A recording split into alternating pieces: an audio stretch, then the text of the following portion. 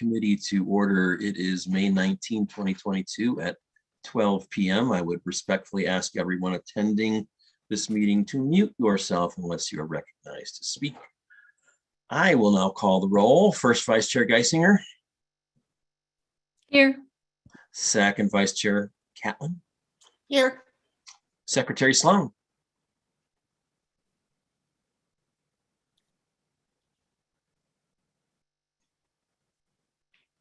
You're on mute.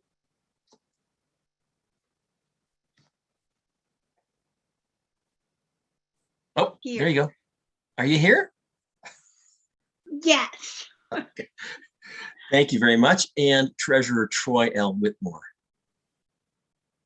I am here. Excellent. So we have everybody from the executive committee here. We also have Director Tisdale appearing. Thank you for being here, Director Tisdale. I don't see any other board members. We have a number of staff members, including Ms. McManus, Ms. Snyder, Ms. Knapp Rhodes, Mr. Smith, Ms. Parrish, Ms. Hunter, Ms. Snell, and Mr. McKay. Thanks all for being here. Director Tisdale, I see your hand raised. Thank you very much, Mr. Chairman. I do note for the record that I just heard from Director Kate Williams that she is on the call as an attendee and apparently is not able to get on as a panelist. So she may be able to do that momentarily and will be joining us. Thank you. Okay, thanks for that clarification. And Director Williams, I see a phone that just popped up. That's probably you. So welcome. Okay, and I'd also like to know. Can you guys hear me? Yeah, we hear Can you. you hear me Thanks. now? Yeah, hear you now. Thanks for being here. I'll be quiet. Okay. Thanks very much. I'd also like to note that Deborah Johnson, our General Manager and CEO, on behalf of RTD, is attending the 2022 WTS International Conference and Board Meeting in Seattle, Washington, so she won't be here for this meeting. Next, we're going to move on to public comment. I'd like to open the public comment period to anyone who would like to address the committee regarding any topic listed in the published meeting agenda for the current and immediately preceding month. If you wish to speak and have not already done so, please either raise your virtual hand or press *9 on your phone. Staff will unmute you when it's your turn to speak. If you are dialed in, press *6 to toggle your mute settings. Please bear in mind that by participating in the process, you are being recorded. If you do not wish to be recorded, then your comments will need to be submitted in writing. If any speaker has documentation or reference materials for the committee, or if any member of the public would like to submit written comments, please email those materials to the board office at the following email address: rtd.boardoffice@rtd-denver.com. And during the public comment, the committee will not offer comments or responses. Directors or staff may contact speakers following their comments if they raise matters that lend themselves to follow-up. Speakers should begin their remarks by stating their names, and each speaker will have 3 minutes to speak. I understand there are no emailed comments pending. And Ms. McManus, do we have any speakers waiting to speak? No, I see 3 attendees plus Director Williams and no hands raised. Great. With no participants in the queue, I will then go ahead and close the public comment period at this time. I think the first matter on our agenda is the May board meeting agenda review. Is there a motion to approve the May agenda board meeting for the May 24th meeting? So moved. So moved. I have I'll Catlin second. first and Whitmore second. Okay, any discussion on the agenda? We've got some other discussion items that may relate back to the agenda, but is there any discussion on the agenda at this time? Let's see any, but I have a question for second Vice Chair Catlin. There's an ad hoc committee is planning to present a discussion item. Is that going to be moving forward at the board meeting? No, because we will not have had another ad hoc committee Okay, meeting prior to that. great. Okay, we need to. They're still negotiating the contract with Reuben Brown. Okay, good deal. Just wanted to get clarification on that because we had that written in as a discussion item and we can take that out. Also, Michael Davies is not here today to give his report, but he's going to be giving his report at the board meeting during the general manager CEO section of the agenda reporting. So we'll have that moving forward next week. Any other comments or questions regarding the board agenda for next week? Are there any no votes to move this forward? Seeing none, we'll move that forward with the exception, I think, or the amendment that will take out the ad hoc committee meeting discussion item for next week. So that moves forward with 5 yes votes and 0 no votes. There are no discussion items on the agenda for today, and we have a few other matters that I'm going to move into. And the first is the report of director activities during the board meeting. Director Tisdale had previously noted that it would be beneficial if directors reported out on their activities during the monthly board meeting. And in the past, we've done this in a couple of different ways, right? We did it during other matters, or as part of the chair would often recite the members, directors' activities and open it up to them for further comment. So I'd like to know whether we should be adding this back to the board agenda, and if so, in what fashion. So I'm going to open this up for discussion among Director Tisdale. I'd like to open the floor first to you to talk about the history and you're bringing this forward again. Thank you very much, Mr. Chairman. I appreciate this opportunity.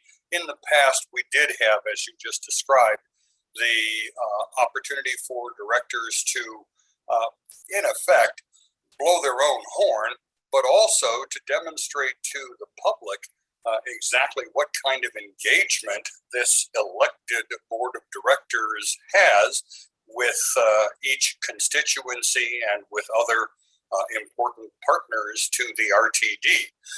Losing that communication certainly makes the meetings a little bit shorter, but I think it takes away a valuable communication opportunity for education of the public relative to what it is exactly that we do. And what I did during my terms as chair, because I was trying to streamline the meetings a little bit, was I secured from each director a list of what their engagements had been. And in rapid fire fashion, I would go through that to make sure it was on the record. But then, as you just said, open it up for each of them to expand upon that. Prior to that, our practice had been during other matters for directors to come forward and give that report. I think it is beneficial, and I appreciate the executive committee's consideration of restoring that opportunity for communication. Thank you, sir. Thanks for that report and that information. And I agree. I think it's important to reinstate this in some fashion to our agenda. And I see first Vice Chair Geisinger. I'll recognize you to speak. Thank you. You know, Marjorie or Melanie might be able to help my memory on this, but I think one of the documents we went through even said that is the purpose of other matters. And I'm not sure we want to be that specific. Because I think other matters can include a lot of other things, but or old business or whatever it was. Maybe it was the one from Ralph that talked about customs. Does that ring a bell, Melanie or Marjorie? I remember that. I think it was old business, new business, when we used to have those on the agenda, and what comprised those elements of those things. So I'm fine with that. I think Doug has a good point, so adding that back in as an option for people, I'm fine with. But other matters, I think other matters can be brought up too, events coming up, things like that. Okay, Secretary Sloan. Yes, I really appreciate Doug's bringing this forward, and I like the way he streamlined the activities of the director, and yet it did give an opportunity to showcase how busy people were. I kind of appreciate it as being a separate agenda item, and making sure when we continue to go over these documents that you'll hear about later, that is changed so that it does have a distinct place on the regular agenda. Great. Any other comments? Mr. Chair. And I see Kate Williams. I don't see you, Kate. I hear you. Director Williams, go right ahead. Thank you. I'd also like to point out that in the past, the directors used to provide the information on their public activities to the board office. And in my case, that helped because I have recently, since we have not been doing that, gone to a public event and found that there was RTD staff there. They were surprised to see me. I was surprised to see them. And sometimes that can be awkward. So we used to provide to the board office where we were going to be at a public meeting. And so they could then share that also with staff so that if there was planning necessary around that appearance. So I'd like us to look at that being part of the board office function again. And I guess we'd have to ask Ms. McManus how she feels about that. But that was a very effective way of doing what we're talking about. Great, thanks for those comments. Ms. McManus, I see your hand is raised. Go ahead. So I mean, I would agree with that. I think it's important just for open meetings. We don't know, there hasn't been a lot of outside activities over the last 2 years. And so I would like to reiterate that if you are going to community events, that you do let the board office know, just in the event that other directors may want to join, and we can get it on the 2-week calendar so that it's posted appropriately. And then also to Director Tisdale's comments, in the past, we have asked directors that travel to different APTA conferences or Railvolution or, WTS or, whatever events externally, travel-wise, that they would bring back their experience and conversations as to what was learned for the rest of the board to share in that knowledge. So I just want to add that to being an important part of the community, knowing what the directors are doing.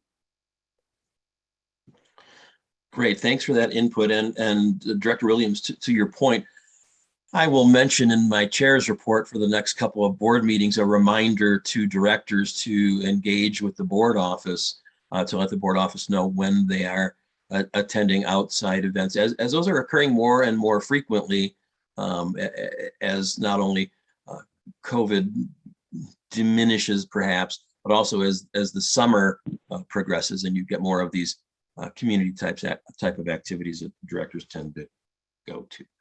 So I'll make sure I mention that.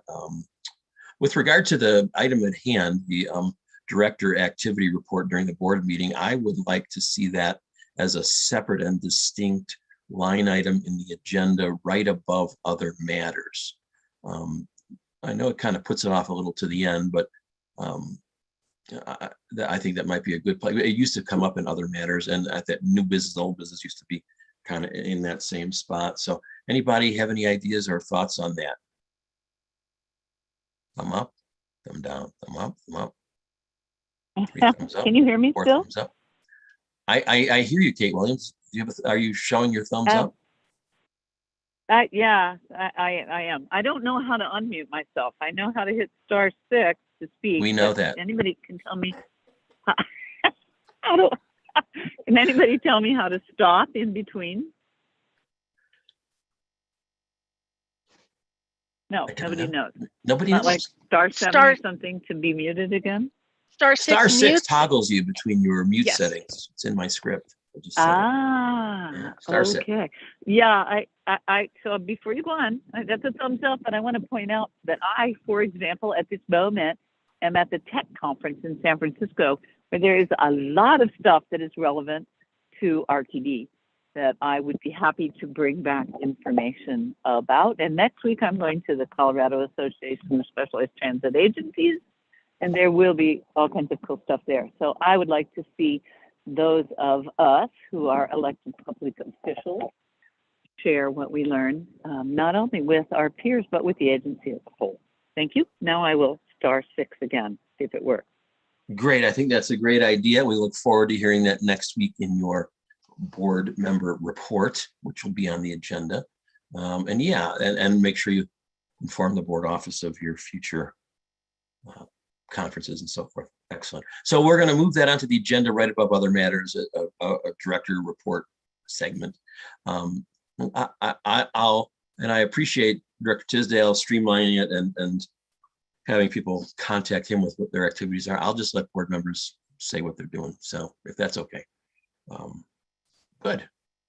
I appreciate you, Director Tisdale, bringing that forward. I agree. I think that's an important thing for the public to know that we're out there doing things that are, we don't just show up at one of these meetings and we're done in a couple hours and that's all we do. We're constantly engaging. So it's great to let the world know about that.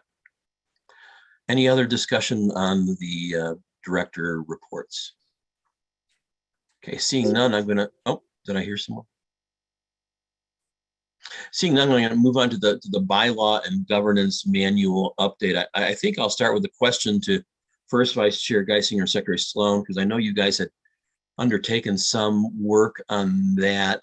Let's start with you guys. If you could tell us what, if anything, more you're doing, and then we'll move into a broader discussion on bylaw revisions. You want to take it away, Marjorie? No, Lynn, you can describe the ever expanding scope of our project Yeah. very quickly. And we will include our council as well.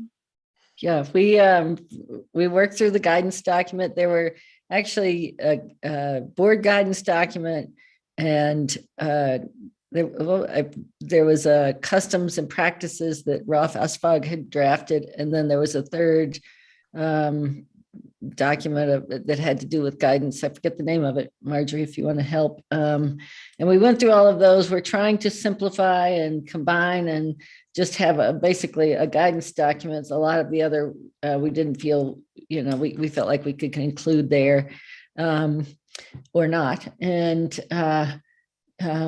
we did some redlining and added some language, and I think Ty Shrey and the board office added some that we went over. And the origin of some of this was the idea that if 3 or more directors would like to have some sort of meeting to discuss their region or diversity, equity, inclusion. Those were 2 of the examples that came up.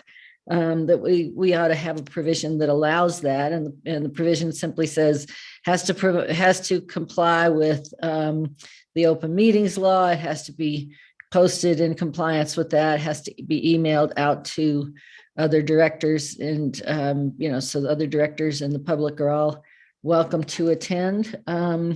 But the idea is to authorize this kind of informal meeting, to help with planning things. Any other notable item, Marjorie? I would just state that we began looking at simplifying the governance manual, which everyone gets during orientation. But there are also 2 other documents, as you mentioned, the operating guidelines, right, and a memo on RTD customs. There was a lot of repetition and then sometimes some conflict. So we ended up trying to incorporate all of that. There was also just some awkward items like board principles that did not truly incorporate the bylaws, but reflected the bylaws, although it was shortened. And that was when we called in Council Melanie to ask her to review that and make suggestions as well. I think the question for the executive committee, after you're satisfied as to what Lynn and I have been doing, would be, do you want to get presented with an entire amended governance manual, or do you want to take priorities sections separately? And that would include the proposed section on informal meetings that did comply with the Open Meetings Act. Perhaps that could be taken out and put on the agenda as a specific matter as well, because it's an important thing. We talked about it at the retreat. Staff has raised other concerns, and it might be a matter of priority for the entire board to look at that. Yeah, I think that's a good idea to pull that one out and bring that separately. As far, oh, I'm sorry, Director Cal, I didn't see your hand. Go ahead. Thank you, Mr. Chair. I was going to agree that I think we ought to pull that out separately because that's a pretty material change. A lot of what you described and the rest of it was kind of technical cleanup of the document, and that might be better served kind of as a, I don't know what word I'm trying to get at, but I just think that those aren't real material changes. They're just cleaning it up, right? And that there aren't too many things that require a lot of discussion from the board. Director Geising and I were talking about some, I guess, ambiguity in some of the customs or some of the bylaws and some of the customs, and maybe some of those should be pulled out for further discussion. I guess I yield to Lynn. I don't know. First Vice Chair Geisinger, you have a response? Yeah, I think we were talking about some of the contracting things, and I think that some of what we need to look at in terms of the bylaws, we weren't changing, but what Marjorie and I were doing wasn't changing bylaws at this point. That may be some of what's coming up, in the near future. But I think, yeah, let's pull these apart and bring them forward. Great. And in terms of the revisions, even though they may be technical in nature, I think it'd probably be a good idea to bring that forward as an action item to the Board of Directors coming out of the Executive Committee, so that we're fully transparent and can have discussion with everybody if they feel appropriate to discuss. So, any thoughts on that? Sound good?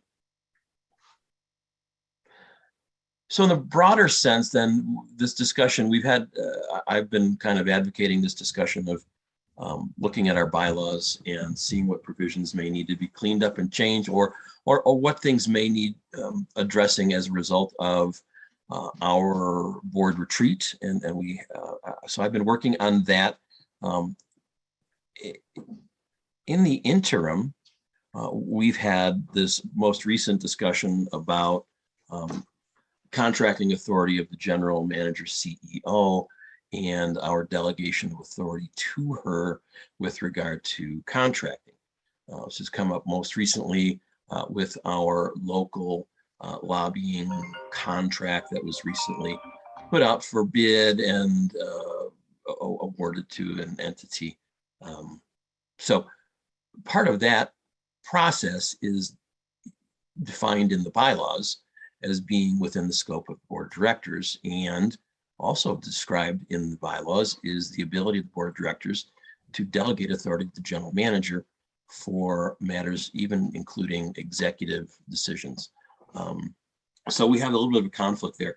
One of the things I'm wanting to do is look at those provisions in the bylaws and make sure that we clean those up and make those pretty clear about what we're looking at. I had a discussion with General Manager CEO Johnson immediately before this meeting with regard to the delegation of authority matter, and indicating that we as the board may be coming forward with an amendment to that document in the very near future to clarify the types of contracts included in the delegation and clarify the types of contracts excluded by the delegation. So working on that document, and we'll be seeking input as it moves along from all of you here.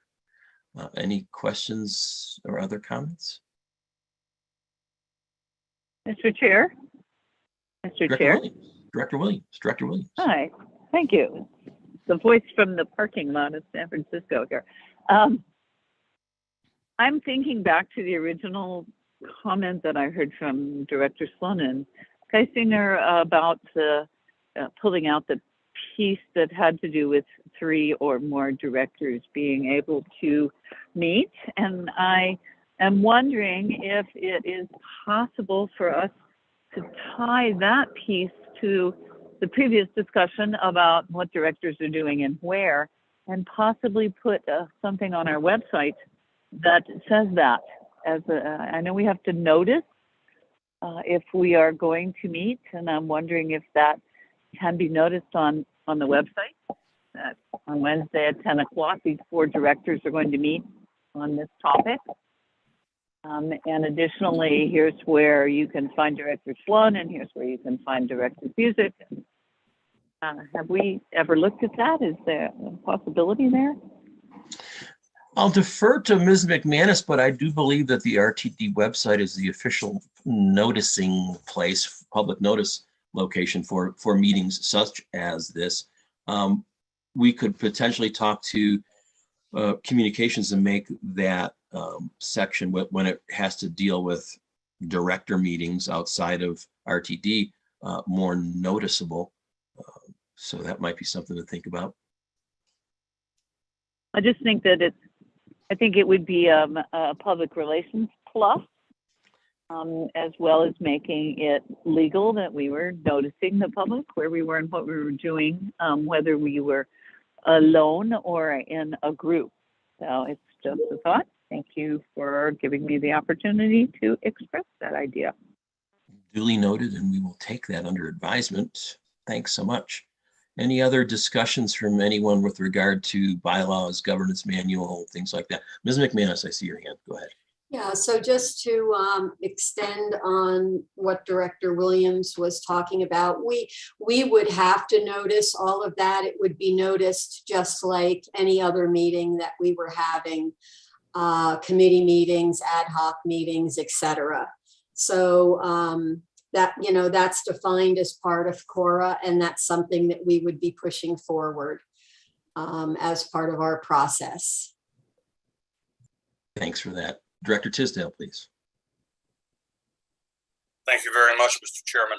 I don't know exactly what your intention is relative to this agenda and whether you're going to bring up separately a subject that we have talked about regarding a specific application of this question, which specific application relates to the process for our local lobbyist to be selected and engaged.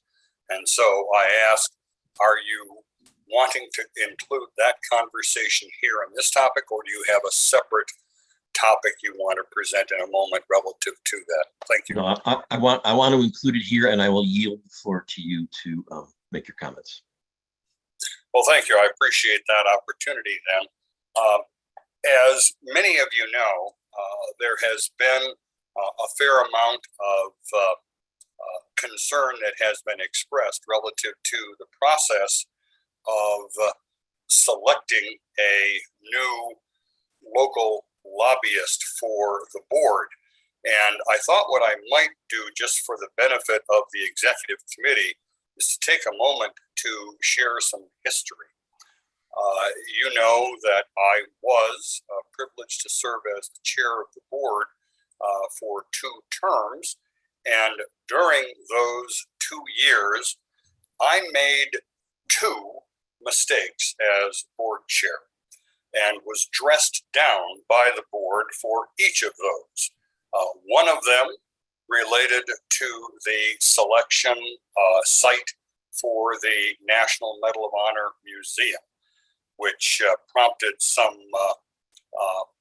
animated criticism of how that had been handled by the chair and the then general manager. And the complaint was made that the board had not been fully engaged in that process, and there was an understandable expression of concern associated with that. The second mistake that I made actually came a little earlier in time, I believe, and that related to the lobbying contract renewals.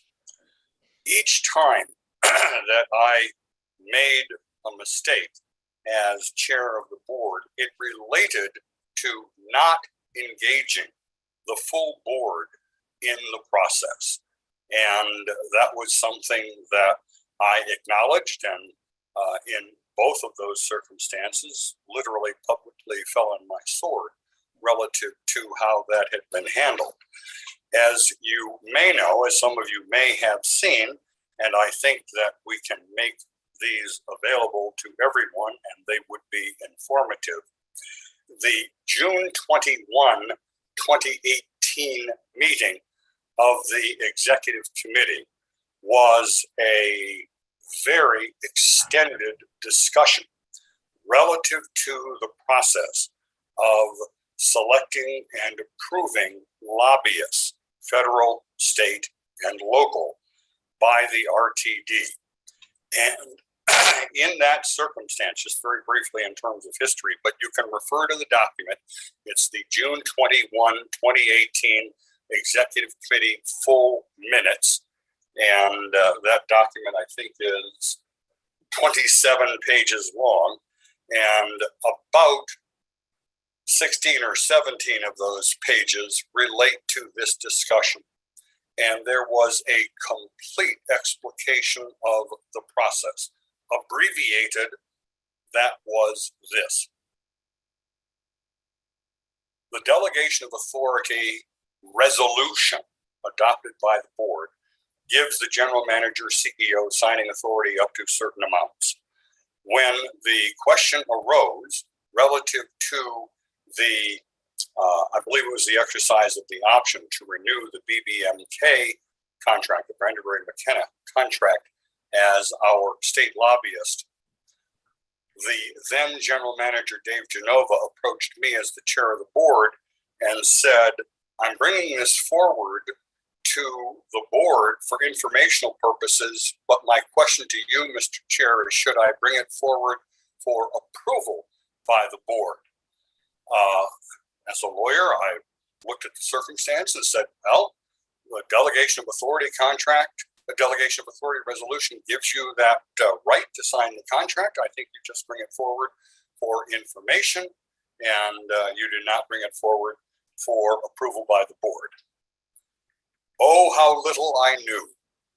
I was hit with a very, very animated discussion by the entire executive committee and other members of the board saying, you know what, when it comes to the lobbying contracts, that's different.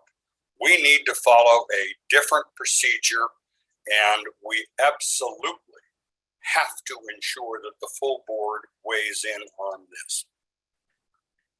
As to that particular contract, it had already been signed as of June 21, 2018.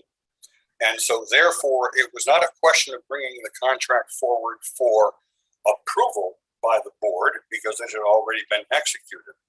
So what we in the executive committee determined was that the appropriate thing to do was to bring that item before the board for ratification and reaffirmation. Something that is commonly done in a number of state agencies. I referred in those minutes to the fact that I was chairing the State Board of Psychotherapists Committee at the Department of Regulatory Agencies, and we routinely did that relative to what the executive director of the agency did in between meetings concerning psychotherapists in Colorado. So we had a precedent for how we could proceed with that. The executive committee, in its fulsome discussion, pointed out how this procedure should be done relative to lobbying contracts.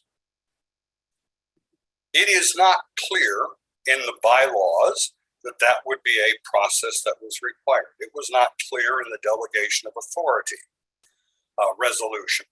but it was clear as to a custom and practice of the board, and the executive committee expressly chose to ratify that custom and practice on June 21, 2018. And the board then, the next Tuesday, heard that and took action accordingly and ratified and reaffirmed the contract. To me, that action by the executive committee established a precedent. Now, there are those who do not necessarily agree with the concept of stare decisis. There are those who do not necessarily want to follow precedent when they disagree with it, when it is uncomfortable to them. But I have always believed that precedent and stare decisis deserves a significant respect. And I think under the circumstances, it is more than likely that the general manager, CEO, did not have the benefit of that history, as I did not have the benefit of that history when I was chair, and therefore fell on my sword because of what had occurred, and brought it back to the full board for that ratification and reaffirmation.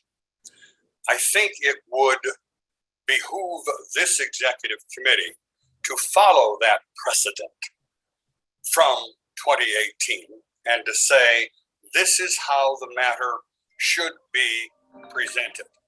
I think that decisions, sorry, if it's for me, take a message, okay?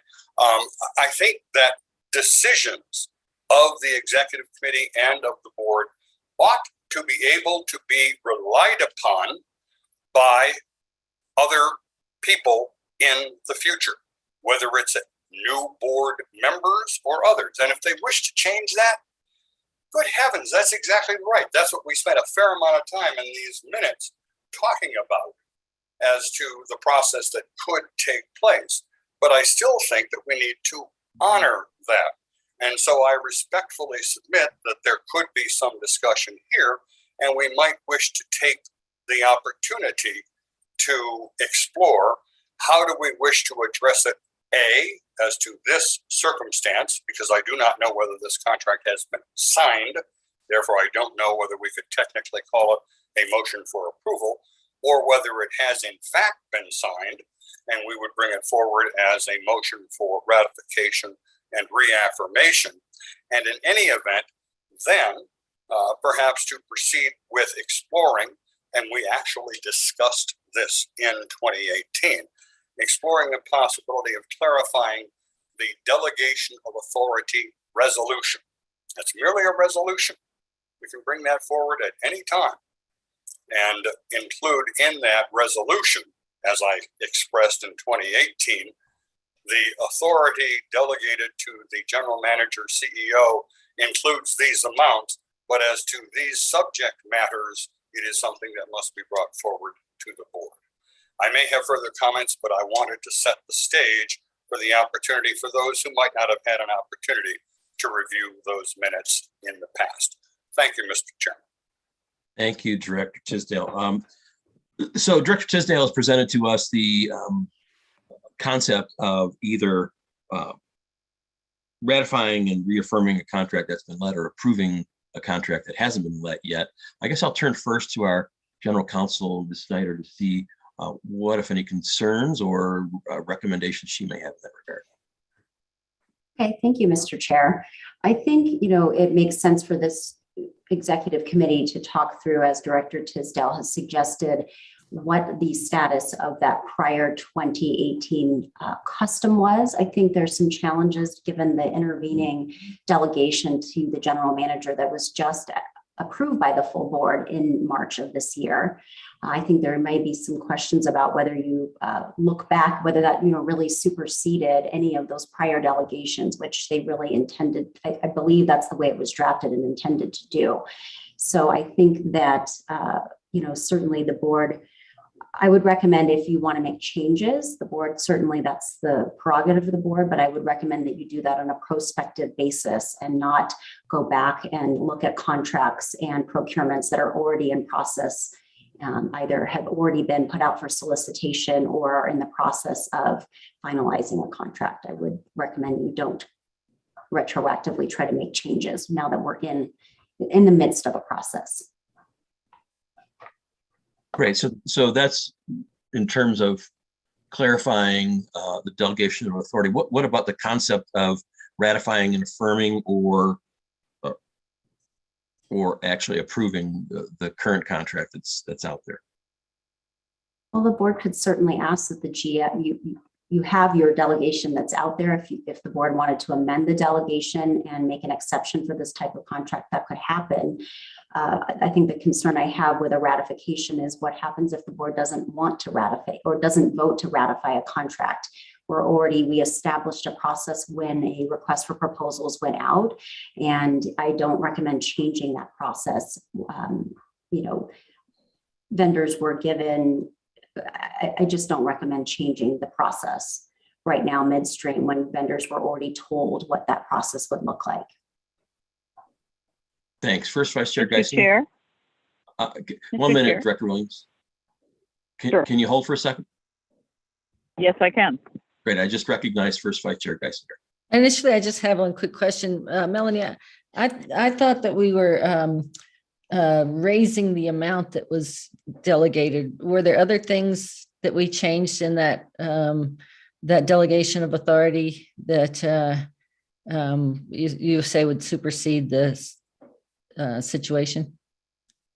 Yes, Mr. Chair, if I may. Yes, please. Yes. So yes, the board increased the dollar amount. So the prior 2007 delegation had capped the general manager's authority at 500,000. Right. The March delegation from this year increased that authority to $2 million. It also, both of those delegations always had a carve out for routine operational goods and services. The 2000 that didn't have any dollar limit on them. So those were things like fuel and tires and some other categories.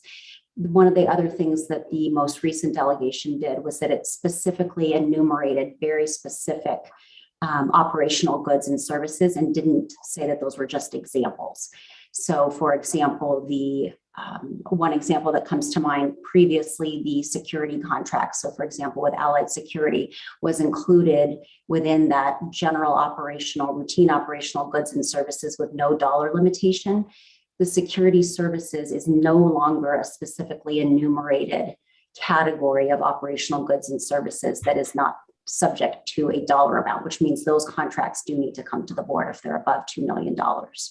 So that's one thing that also changed. The third thing that I would say that changed in the 2022 delegation is that it expanded the scope of definitions for contracts. So it includes all contracts, not just contracts for goods and services. So intergovernmental agreements, revenue producing contracts, fiber swaps, really all contracts. So it's very clear that the general manager has that authority.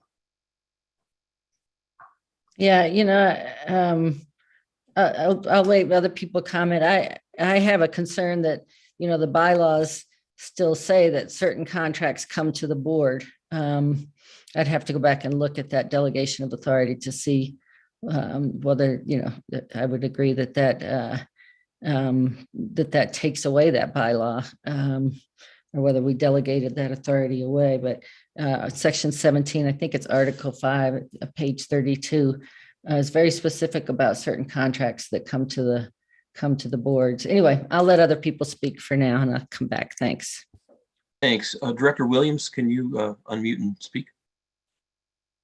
I can. Thank you, Chair. I think the issue that we're kind of dancing around here is that the contract that we are talking about now, it specifically has to do with those agencies that are lobbyists. And that I personally feel, as I am an elected public official in the public eye, my phone number is on the website, that those agencies very much work with me, at least as much as they work with agency staff, and maybe more so. And so I don't know if any of the other directors feel that way, but I think those are the type of contracts that we are looking at. I'm not personally worried about altering or getting approval on contracts for striping in the parking lot at the Park and Ride myself.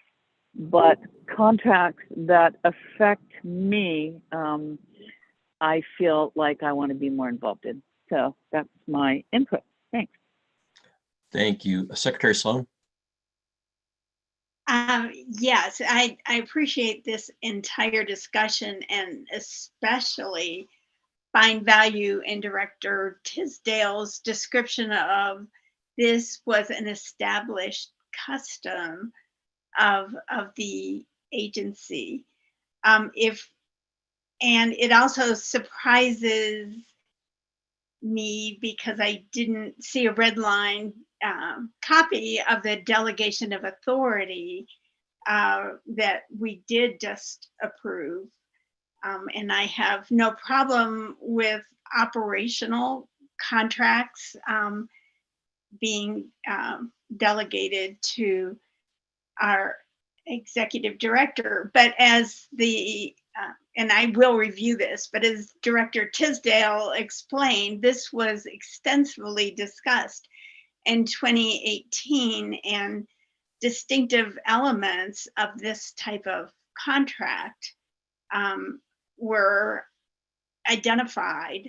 And it appears to me that that's what we need in any amendment of either the bylaws or the delegation of authority.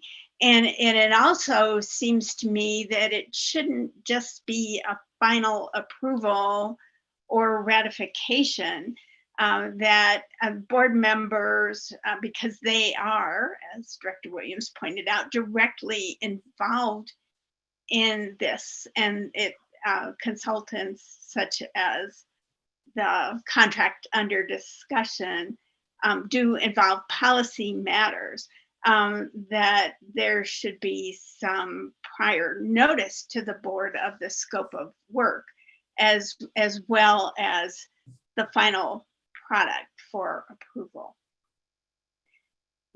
Thank you for your comments.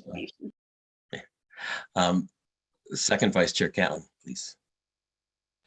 Thank you, Mr. Chair. And I'm going to have to get off this. I'll try and call in on my phone. To Director Sloan's point, I think there has been some concern that the scope was changed from previous scopes of work for that particular lobbyist. And the particular scope items that were reduced had to do with engagement with the board.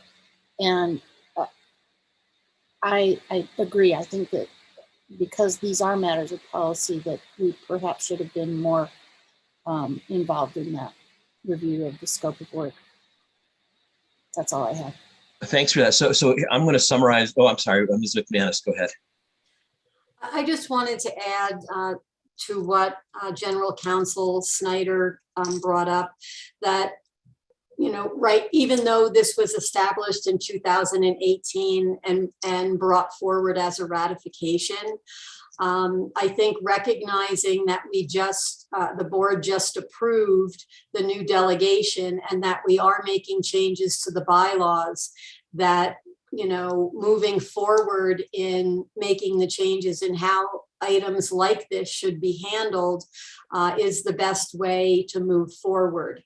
And I say that because we are talking about the current local liaison contract, but we're also talking about the Brandeberry McKenna contract that did not come to the board also, and that was a year ago. So I think to move forward in a ratification process, including those two items, I just want to, I just want everybody to consider the optics of that, as opposed to just making the adjustments and the changes of what was just approved and defining those more clearly in the bylaws as we move forward.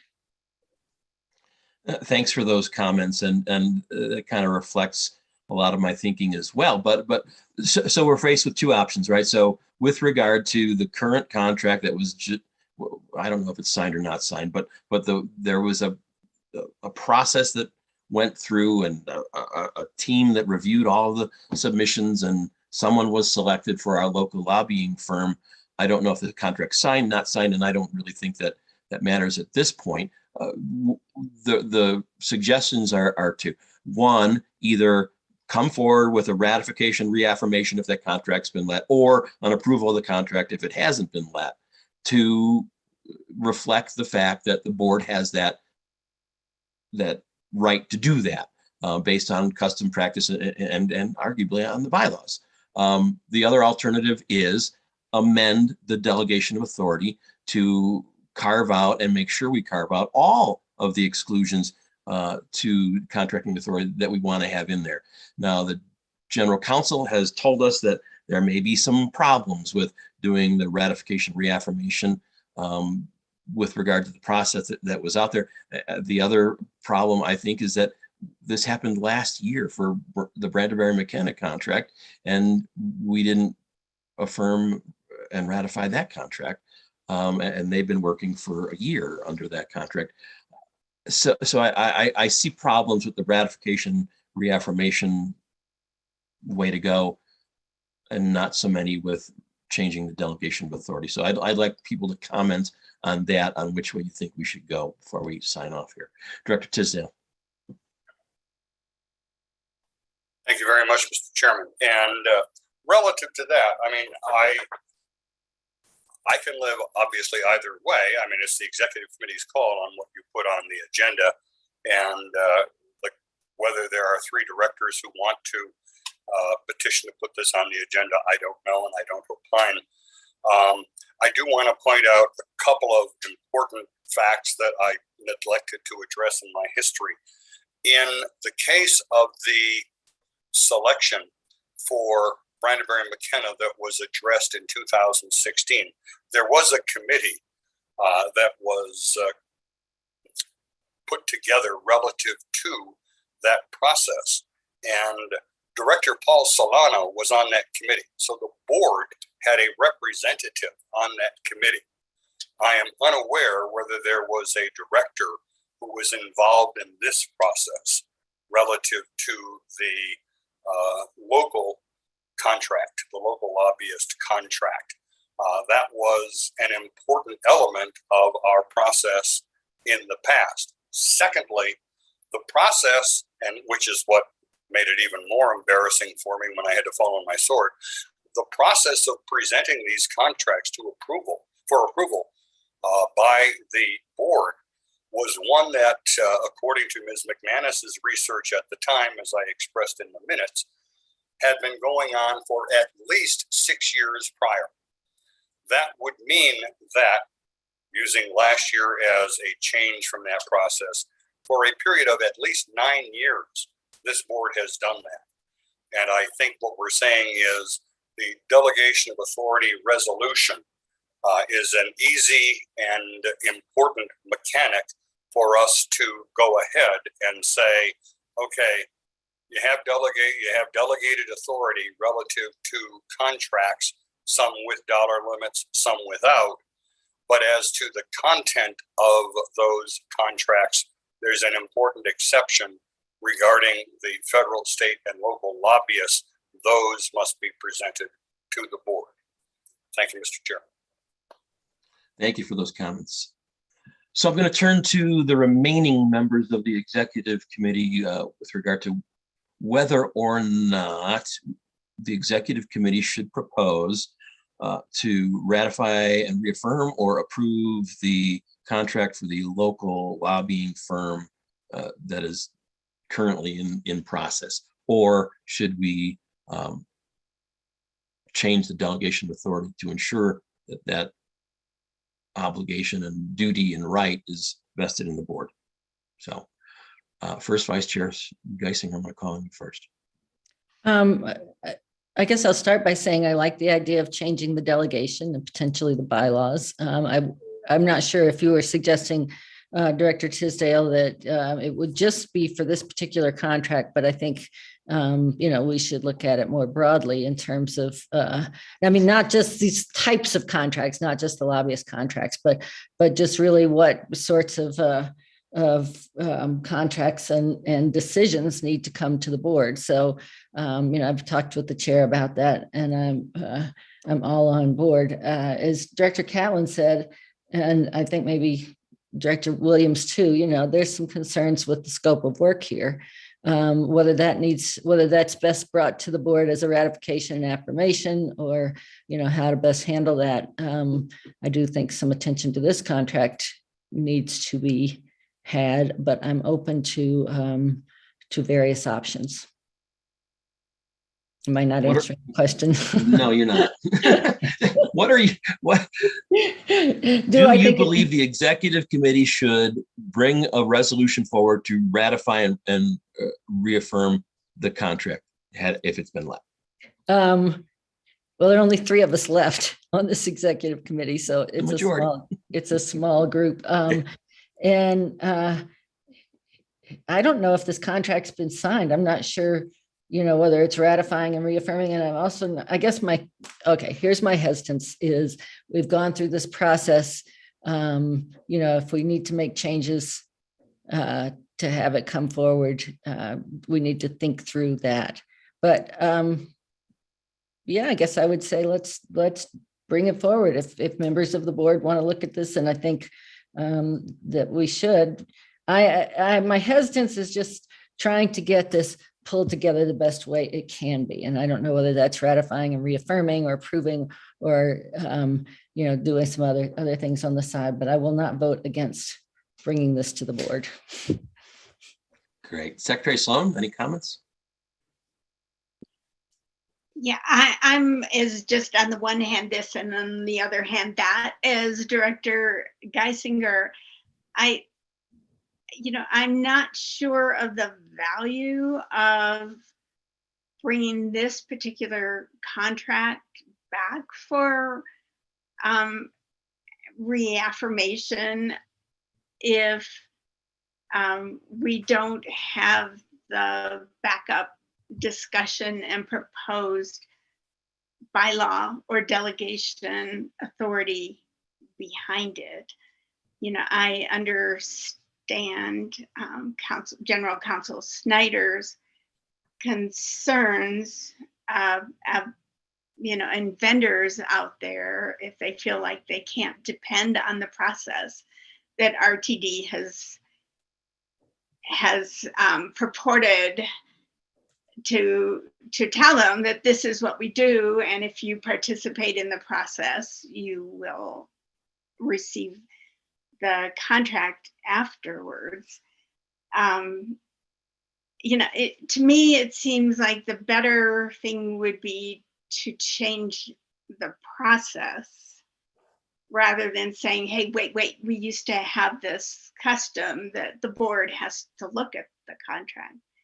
But I'm also concerned with the scope of this contract, and I'm not sure how that is best dealt with going forward, whether it would be an amendment process or simply collaborative discussion with the contractors who have emerged from this process.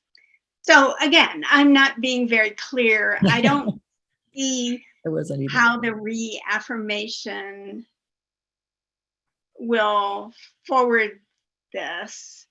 I do see the need to improve and define the process for this type of contract. And I agree with Director Geisinger. It's not just say, hey, lobbyist contracts. It's defining the elements that make this a board matter.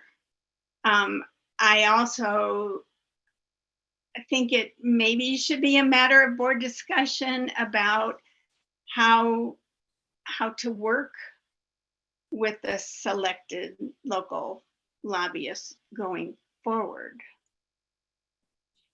However that would work. May I make a suggestion? No, go ahead.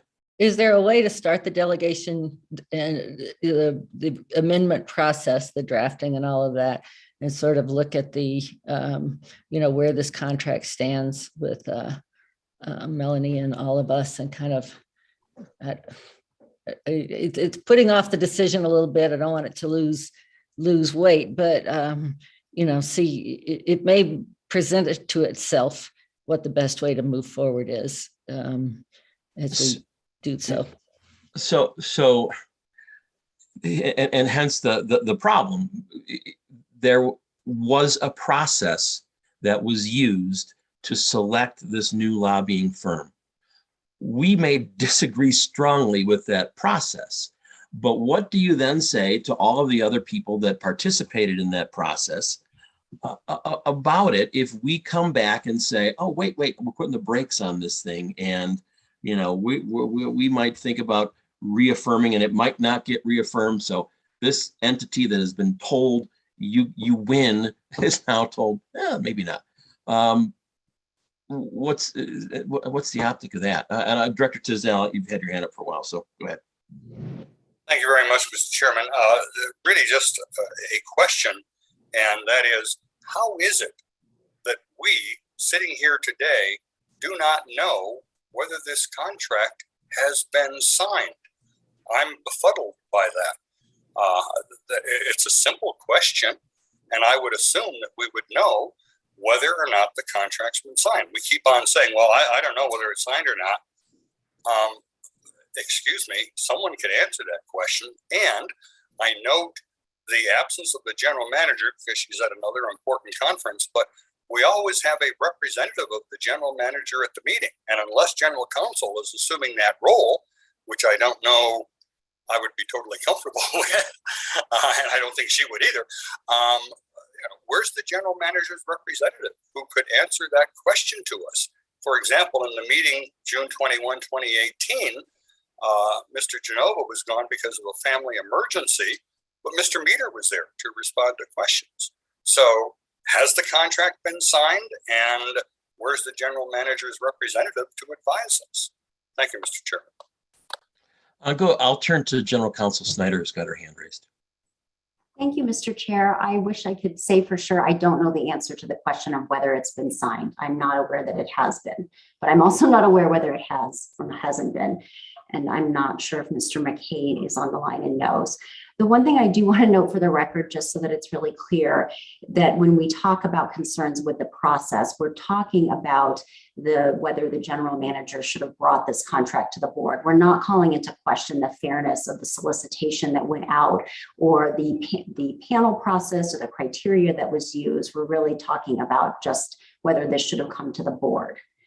I just want to make sure that no one is suggesting that there's been anything improper with the solicitation itself, the scoring, the panel that was impaneled to evaluate the potential, all the potential bids.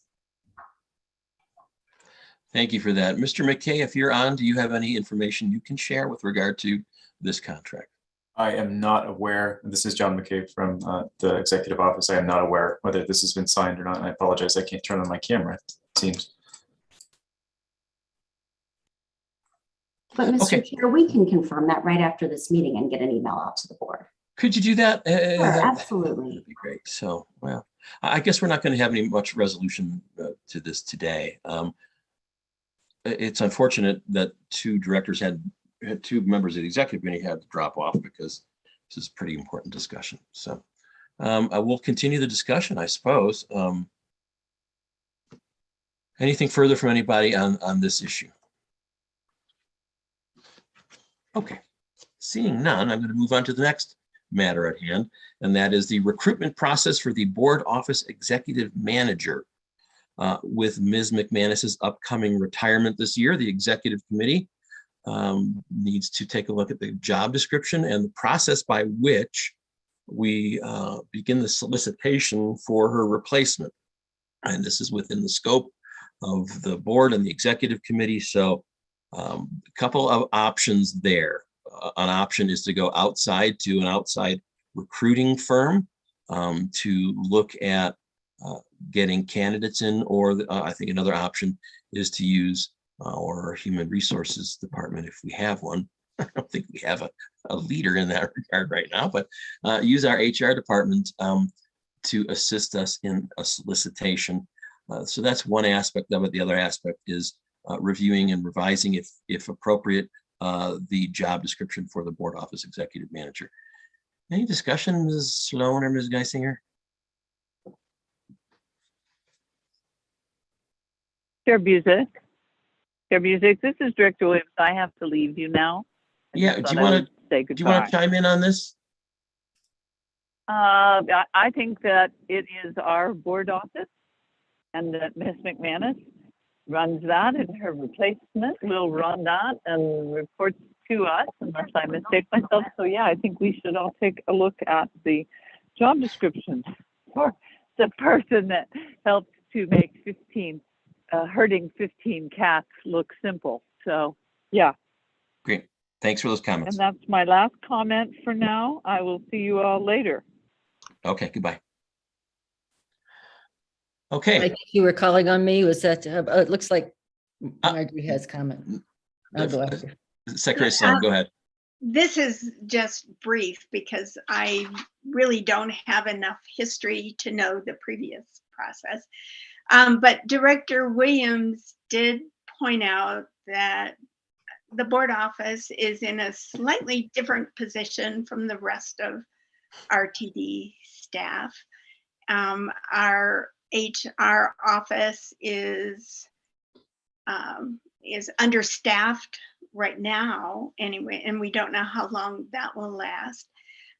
So it does appear to me that an outside recruiting firm might be helpful for the board to choose. Good, good. First Vice Chair Geisinger, do you? Yeah, I haven't had a chance to think this through very much. I'd like to see the job description. I think that's a great idea from Director Williams. And I think maybe looking at the job description for similarly situated people, one that comes to mind is for the Metro mayors. And, Catherine Marinelli's been there for many years. That's another example. So that we can kind of compare it to other similarly situated things and see if there are ideas we want to bring in. Great, that sounds good. In terms of getting an outside, and I believe Ms. McManus has allocated some funds in her board office budget in the event we decide to use an outside consultant. So we could do that. Director Tisdale, any thoughts? As long as you're still here. Only to say that it's a process that I never wanted to engage in while I was still on the board.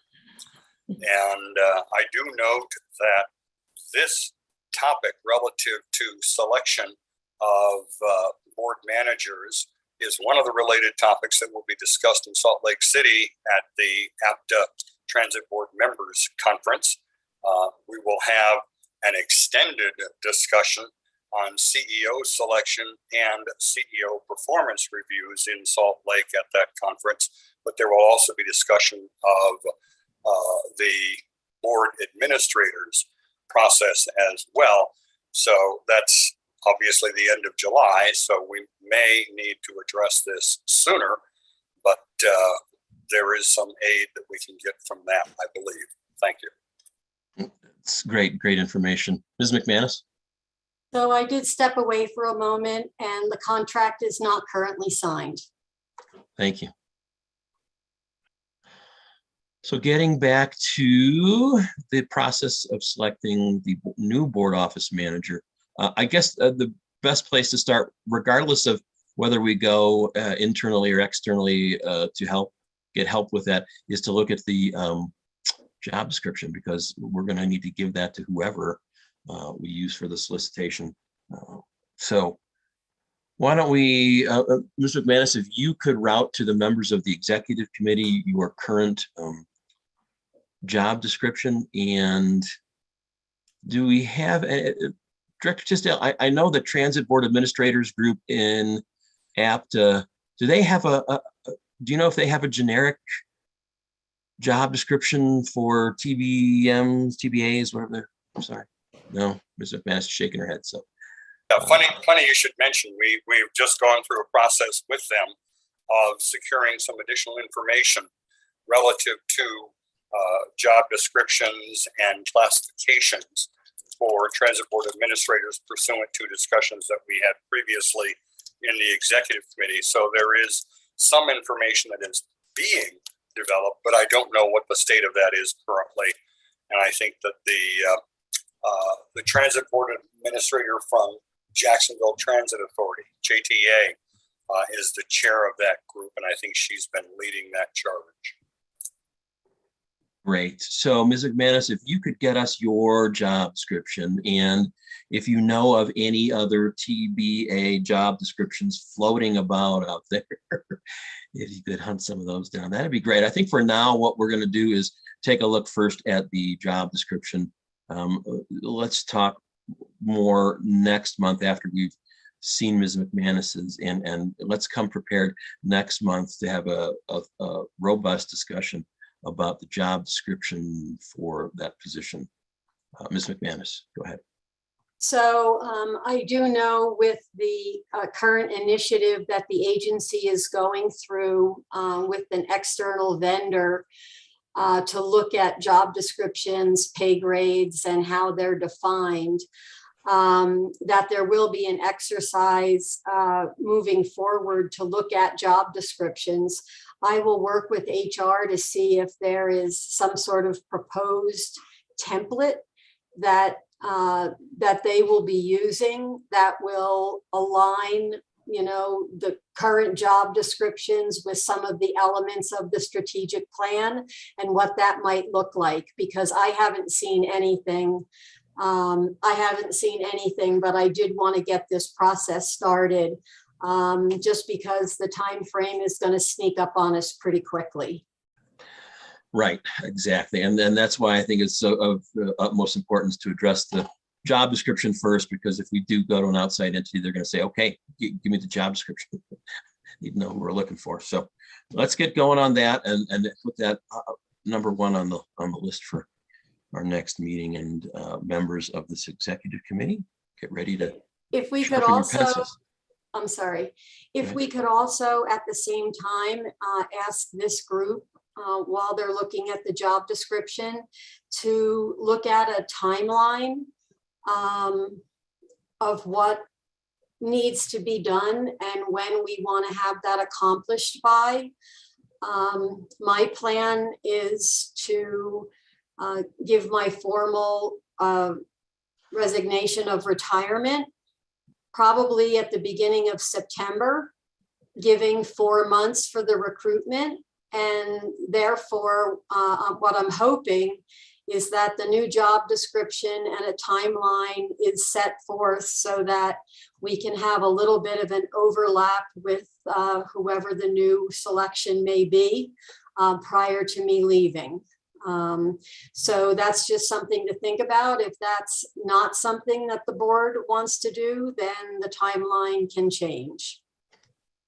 That makes sense, though. That seems to make sense. Sooner rather than later, we need to get moving, because as you say, things creep up on us and we don't need to be in that situation. Okay. Anything else, any other discussion on the recruitment process for the board office executive manager? Ms. McManus, your hand is, nope, you're good. Okay. Okay, any other matters to discuss with the executive committee? First, Vice Chair Geisinger.